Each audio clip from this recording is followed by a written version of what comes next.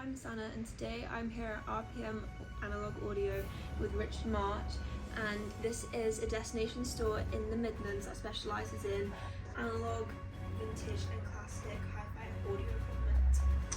Hi, I'm Richard, welcome to my store. RPM Audio, we've been in Bearwood, which is just a few miles west of Birmingham city centre, about 10 minutes from Junction 2 on the M5. We've been here about 4 years and we sell a lot of classic vintage audio equipment. It's something I've always been passionate about. I've spent my whole life being involved with music. When I was younger, I was playing in bands and then I was teaching music technology at college for quite a few years. And I decided to open the store because I was interested in buying some vintage equipment that I couldn't find anywhere in the local area that specialise in that kind of stuff. And Hannah, what do you think about this? Sana. Sana, sorry, pardon, Sana. What was the question? So what did you think of the vintage hi-fi? Okay, Hannah, so what do you think about the store?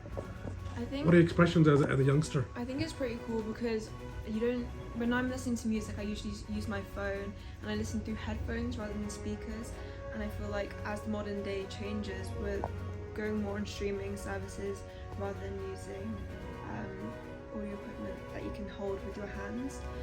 But today I walked in and you had these speakers new in. Okay, Can you tell me more about them? Because I think they're really cool. Okay, so these are Tannoy FSM 215s.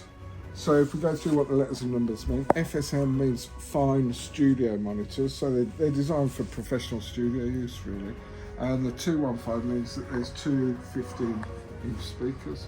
Tannoy have been producing speakers since 1926, so next year is going to be 100 years of production.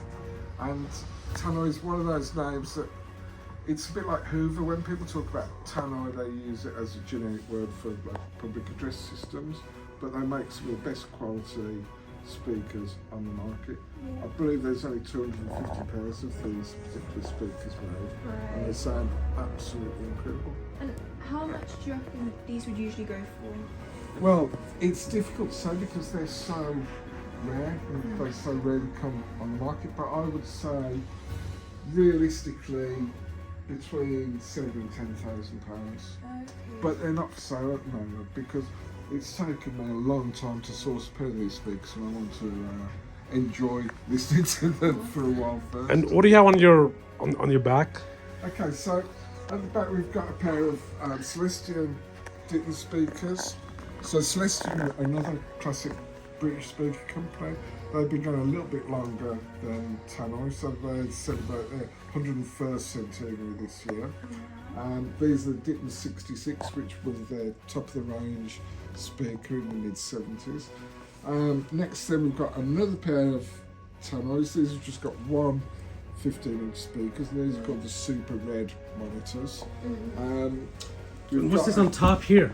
Well, Something funky here. What's this over here? Well, we've got some great turntables here. So there's classic Technics direct drive here. We've got a lovely Goldring Lenco GL75. This one is my current favourite. This is a RPM Audio Special Edition. And this Very was nice. made by a good friend of mine at North Hill Audio, based in Malvern. It's 3D printed and it's great fun, really good price, and so absolutely fantastic. Fantastic. So Sana, what would you like to tell the viewers about the experience, your experience as a youngster in hi-fi? And in the store especially. Yeah. I think it's really cool to come to this store and then be able to ask Richard to help you figure out what you need, and you can test equipment and ask for like demos, which I think is really good, because if you're buying online, which a lot of people are doing now, you can't really test it. You don't get a feel for it and the sound in real life. What for young people who are trying to start their own setup? Yeah. What would you recommend?